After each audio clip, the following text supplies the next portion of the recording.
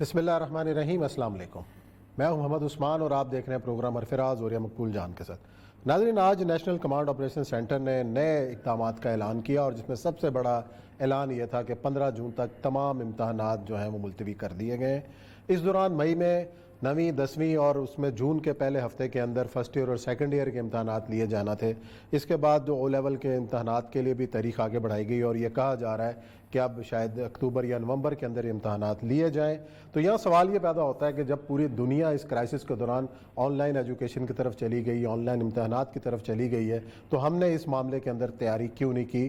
طلبہ کا جو قیمتی سال ہے وہ کیوں ضائع ہونے کے در پہ ہے؟ اس پر کریں گے بات اور کچھ ذکر ہوگا انڈیا کے اندر کورونا کی دبا کاریوں کا. اور ساتھ ہی آج ایک اہم ڈیولپمنٹ یہ ہوئی ہے کہ جہانگیر ترین صاحب کے قریبی ساتھیوں نے آج وزیر اعظم عمران خان صاحب سے ملاقات کی ہے اور جو اپنے تحفظات سے ان کو آگاہ کیا ہے. اس ملاقات کا احوال بھی جانیں گے اور ساتھ ہی ذکر ہوگا طالبان کا کہ کیوں طالبان مذاکرات سے اتنے مایوس ہوئے ہیں اور نئی اسٹریٹجی اب افغانستان کے اندر کیا نظر آ رہی ہے. اس کے اوپر کریں گے بات. بڑھتے ہیں اپنے موضوع کی جانب. فاریہ صاحب، نیشنل کمانڈ آپریشن سینٹر نے آج نئے اعلانات کیے ہیں، اس کے اندر بہت ساری ریسٹرکشنز ہیں. ساتھ سب سے بڑا جو کام یہ ہوا ہے کہ امتحانات ملتوی ہوئے ہیں. ایک عرصے سے پچھلی دفعہ بھی یہی ہوا کہ بغیر امتحان دیے بچوں کو پروموٹ کیا گیا.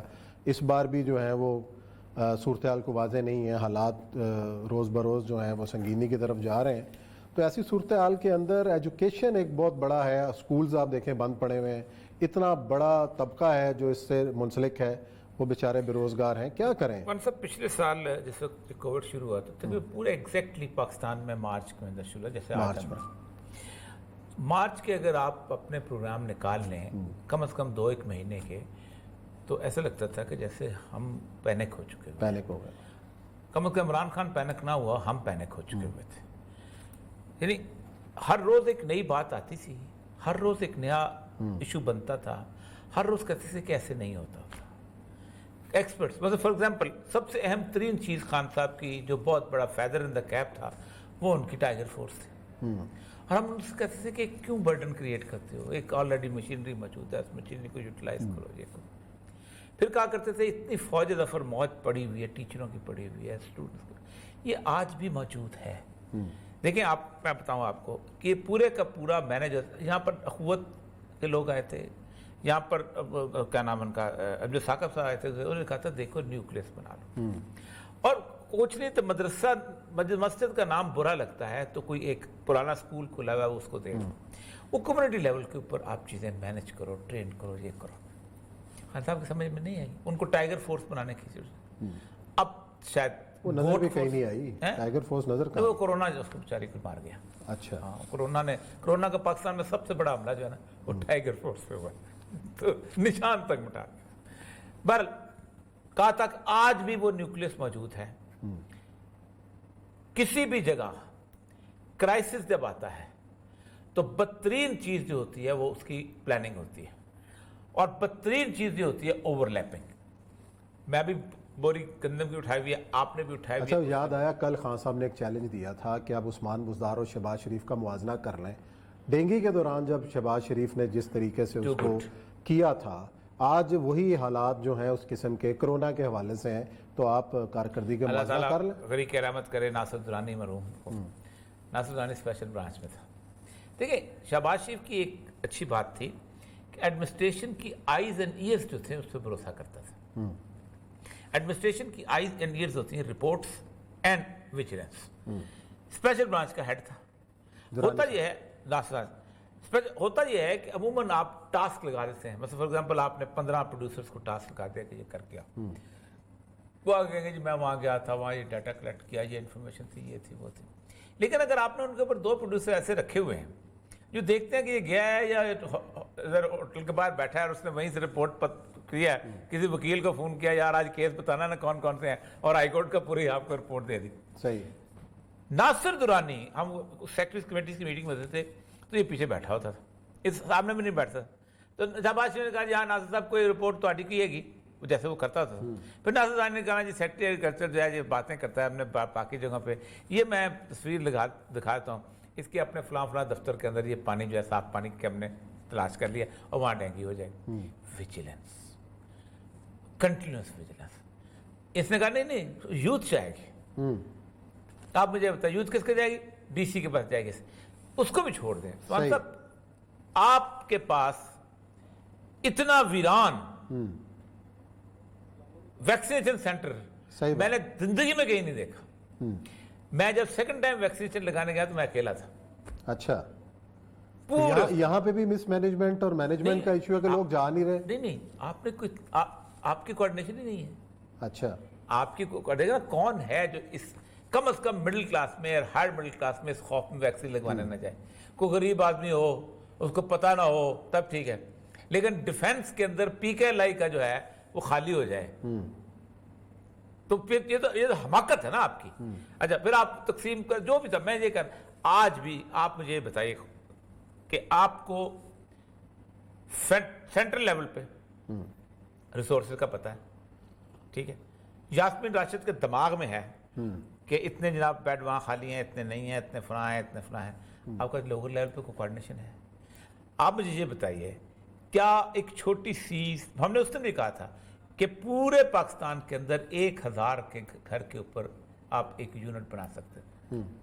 وہ 1000 گھر کے یونٹ کے اندر 5 یا 6 سلنڈر لا کے مسجد میں نہیں رکھے جا سکتے کہ ایمرجنسی ہو تو دے جا سکتے؟ وہ ایک ایمرجنسی کٹ نہیں بن سکتی وہاں پر کہ ہم آکسیمیٹر اور کچھ نہیں. چلیں اس کی بھی سن لیں. کچھ این جی اوز نے انہوں نے سلنڈر کٹے کرنے شروع کیے اور یہ کہا کہ ہم فری آف کاسٹ آپ کو پہنچاتے ہیں گھر پہ.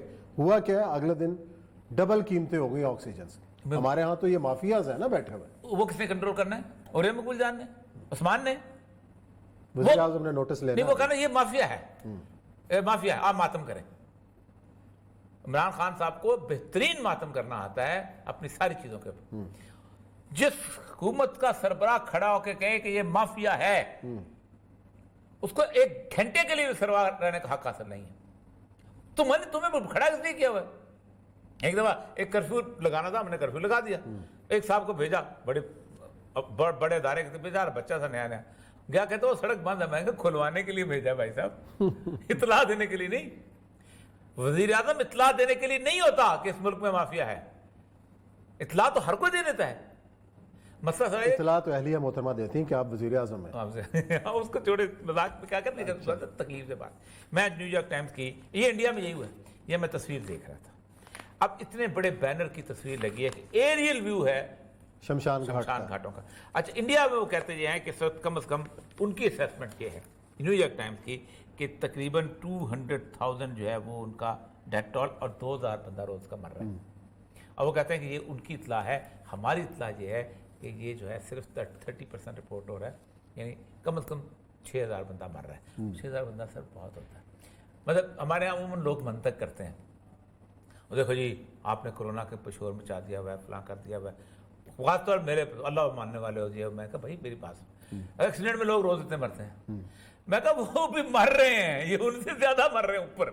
وہ ختم ایکسیڈنٹ سے مرنے والے ختم نہیں ہوئے، وہ بھی مر رہے ہیں، ٹی بی والے بھی مر رہے ہیں، فلانے بھی مر رہے ہیں. یہ ان سے اوپر مر رہے ہیں. یہ کیک کی ٹاپنگ اور آ گئی ہے اوپر.